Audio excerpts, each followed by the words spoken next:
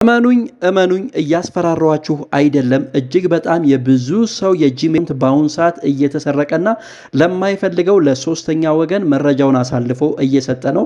ምክንያቱ ደግሞ ይህንን ሴቲንግ አሁን ቀጥሎ የማሳያቸውን ሴቲንጎች በአግባቡ ስላላስተካከሉ ማለት ነው። እጅግ በጣም ለሲሪየስ ስራ የምትፈልጓቸውን የጂሜል አካውንቶች በዚህ ሰዓት ማለት ነው በጣም ብዙ ሰው ሳይፈልግ ሀክ እየተደረገ ነው ያለው ማለት ነው። ስለዚህ አሁኑኑ ይህንን ቪዲዮ አይታችሁ በሲሪየስሊ ለስራ የምትጠቀሙ የኢሜል አካውንቶች ማስተካከል ይኖርባችኋል ማለት ነው። ለዚህ ቻናል አዲስ ከሆናችሁ ሰብስክራይብ እና ላይክ ማድረጋችሁን በፍጹም እንዳትረሱ። ይሄ ቪዲዮ እጅግ በጣም ለብዙ ሰዎች ስለሚጠቅም ደግሞ ሼር ማድረጋችሁን እንዳትረሱ። አሁን ቀጥታ ወደ ቪዲዮ አክሰስ የምታደርጉበትን አፕሊኬሽን ትከፍታላችሁ ማለት ነው።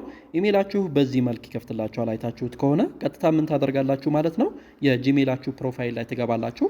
የጂሜላችሁ ፕሮፋይል ላይ ከገባችሁ በኋላ ማኔጅ ዩር ጎግል አካውንት የሚል አለ ማለት ነው። እሱን አንድ ጊዜ ክሊክ ታደርጉታላችሁ። ማኔጅ ዩር ጎግል አካውንት የሚለውን አንድ ጊዜ ክሊክ ካደረጋችሁ በኋላ ሙሉ ለሙሉ የጂሜል አድራሻችሁን የምትቆጣጠሩባቸውን በመግቢያ የነገርኳችሁን ነገር የምታከናውኑባቸውን ሴቲንጎች የምታገኙበት ነው ማለት ነው። እዚህ ጋር እንደምታዩት ማለት ነው አድ ሪከቨሪ ኢሜል ብሎ በእንደዚህ አይነት ከለር አምጥቶልኛል። ወደዚህ ፓርት እመጣለሁ፣ ግን በጣም ቤዚክ ከምላቸው ነገሮችን ልጀምር። የመጀመሪያው እዚህ ጋር አይታችሁት ከሆነ እንግዲህ ከሚያመጣላቸው አማራጭ ውስጥ ወይም ሴቲንጎች ውስጥ ሴኪዩሪቲ ኤንድ ሳይኒን የምትላለች አንድ ጊዜ እሷን ክሊክ አድርጓት። ሴኪዩሪቲ ኤንድ ሳይኒን የምትል ካገኛችሁ በኋላ ወደ ታች ወረድ በምትሉበት ሰዓት እጅግ በጣም ወሳኝ ነገሩ እኔም ያላበራሁትና ነገር ግን በኋላ ላይ ማለት ነው እጅግ በጣም ብዙ መረጃዎችን ላልሆነ ወገን አሳልፎ ሊሰጥብኝ የሚችለው ሴቲንግ አንዱ ይሄ ነው። ቱ ስቴፕ ቬሪፊኬሽን አንድ ጊዜ እሱን ክሊክ ታደርጉታላችሁ። የኔን እንደምታዩት ኦፍ ነው የሚለው ማለት ነው። ቱ ስቴፕ ቬሪፊኬሽን ኦን አላደረኩም። ይህንን ቱ ስቴፕ ቬሪፊኬሽን ሴቲንግ የግድ ኦን ማድረግ አለባችሁ። ጥቅሙ ምንድን ነው ካላችሁኝ እጅግ በጣም በቀላሉ አድርጌ ስነግራችሁ የሆነ አካል የእናንተን ኢሜል አድሬስ ሀክ ለማድረግ ወይም ደግሞ ለመስረቅ ቢሞክር ቅድሚያ ማለት ነው ፍቃድ እንዲልክ ወይም ደግሞ ወደ እናንተ ወደምትጠቀሙበት ዲቫይስ ፍቃድ እንዲልክ ያደርገዋል ማለት ነው። ስለዚህ ይሄንን ኦን ለማድረግ ቀጥሎ ምንድነው የምታደርጉት ማለት ነው ቱ ስቴፕ ቬሪፊኬሽኑን ኦን የሚለውን ካበራችሁ በኋላ እንደምትመለከቱት ቱ ስቴፕ ቬሪፊኬሽኑን እንደዚህ ክሊክ አድርጋችሁ ከስልካችሁ ላይ ካበራችሁ በኋላ እዚህ ጋር ያመጣላችኋል ማለት ነው። ስለዚህ ይህንን ቱ ስቴፕ ቬሪፊኬሽን ቬሪፋይ የምታደርጉበት መንገድ አንዱ ምንድን ነው? ቅድም እንደነገርኳችሁ የሆነ አካል የእናንተን ኢሜል አካውንት ወይም አካውንታችሁን ለመስረቅ እንኳን ቢሞክር በቅድሚያ የሆነ የሚልከው ቬሪፊኬሽን ኮድ አለ ማለት ነው። ያንን ቬሪፊኬሽን ኮድ ወደ እናንተ ስልክ ወይም ወደ እናንተ ስልክ ቁጥር እንዲመጣ ማድረግ ትችላላችሁ። ለምሳሌ እዚህ ጋር አይታችሁት ከሆነ ፎን ነምበር የሚል አለ ማለት ነው። አንድ ጊዜ ፎን ነምበር የሚለውን ክሊክ ካደረጋችሁ በኋላ አውቶማቲካሊ አድ ፎን ነምበር የምትላለች እሷን ክሊክ ታደርጋላችሁ። እዚህ ጋር እንደምትመለከቱት ሪሲቭ ኮድስ ባይ ቴክስት ሜሴጅ ኦር ደግሞ ሪሲቭ ባይ ቮይስ ይላችኋል ማለት ነው።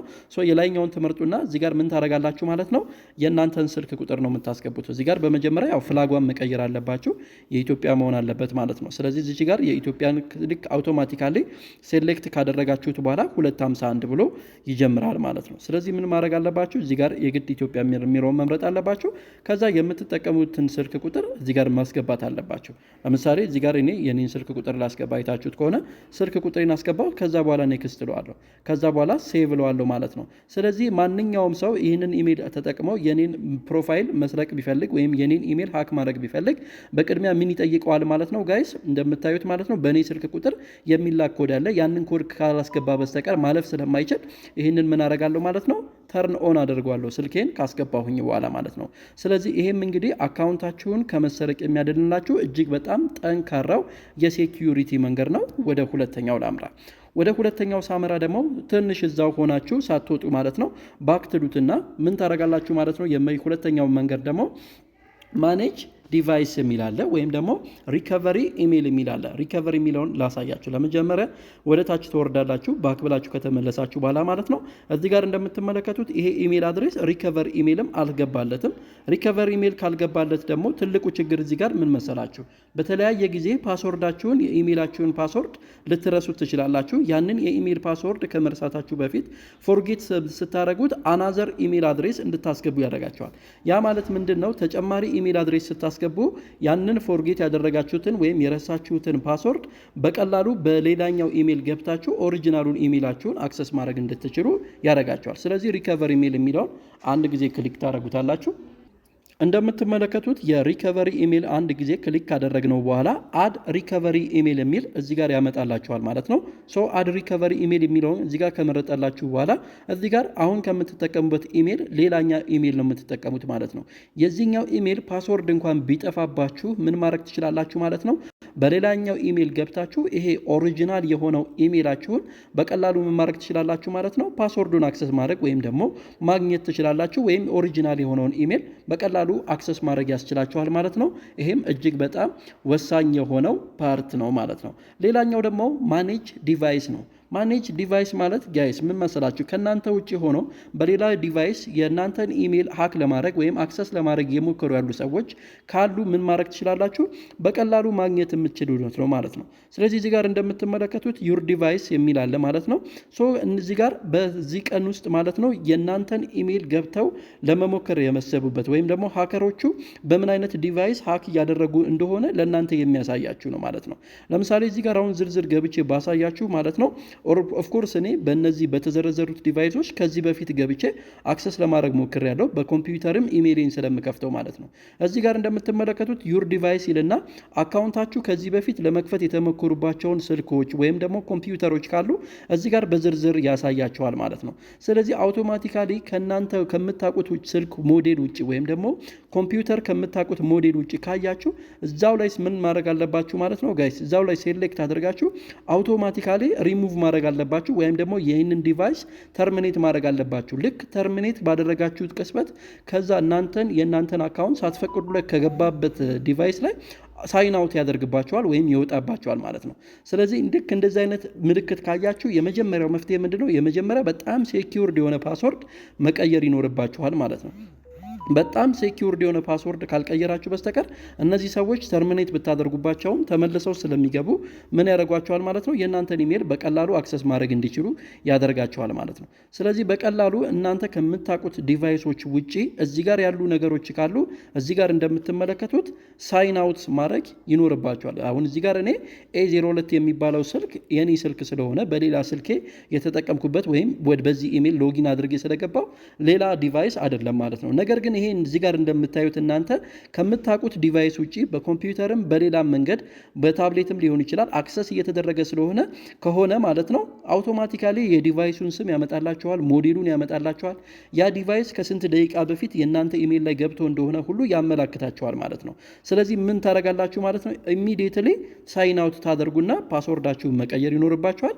ኢሜላችሁ የአካውንት አክሰስ እየተደረገ ስለሆነ ያለ እናንተ ፍቃድ ማለት ነው። ስለዚህ ማኔጅ ዲቫይስ የሚለው ነገር አንዱ ይሄ ነው። ሌላውና የመጨረሻው ደግሞ ጋይስ እጅግ በጣም መጠንቀቅ የሚገባችሁ እንደምታውቁት በጣም ብዙዎቻችን ብዙ ዌብሳይቶችን እንጎበኛለን።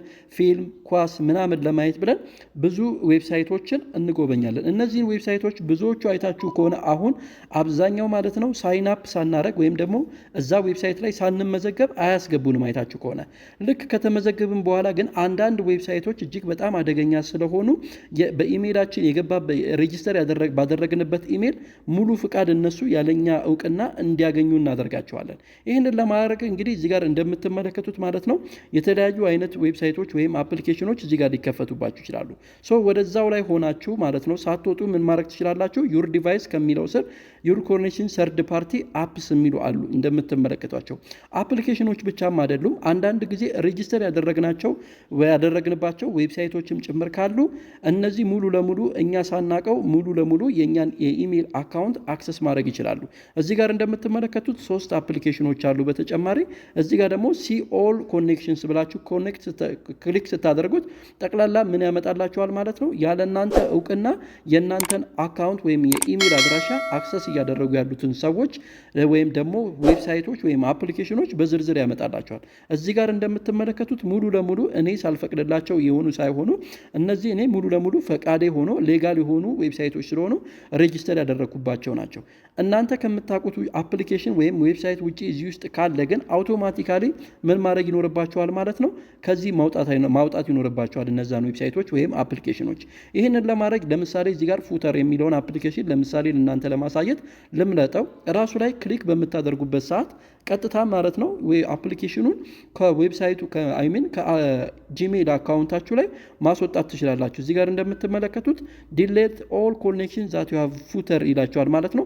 ፉተር ከሚለው አፕሊኬሽን ሙሉ ለሙሉ ላውጣ ወይ ይላቸዋል። እዚህ ጋር እንደምትመለከቱት ዲሌት ስታደርጉት ኮንፈርም ታደርጉታላችሁ። እኔ ይሄንን አፕሊኬሽን ኖርማሊ ስለፈለግኩት ነው ቁጭ አልኩትኝ። ለእናንተ ግን እንግዳ የሆነ አፕሊኬሽን ወይም የማታውቁት አፕሊኬሽን ከሆነ ቀጥታ ኮንፈርም ብላችሁ ይህንን አፕሊኬሽን ከኢሜል አካውንታችሁ ላይ ዴሊት ማድረግ ይኖርባችኋል ማለት ነው። ውድና የተከበራችሁ የዚህ ቻናል ቤተሰቦች ለዛሬ ይዤላችሁ የመጣሁትኝ ይህን ወሳኝ መረጃ ሁላችሁም ቪዲዮን ላይክ እና ሼር በማድረግ ተባበሩ ማለት ነው። በቀጣይ ቴክኖሎጂ መረጃ እስክንገናኝ ይመቻችሁ። ባይ ባይ።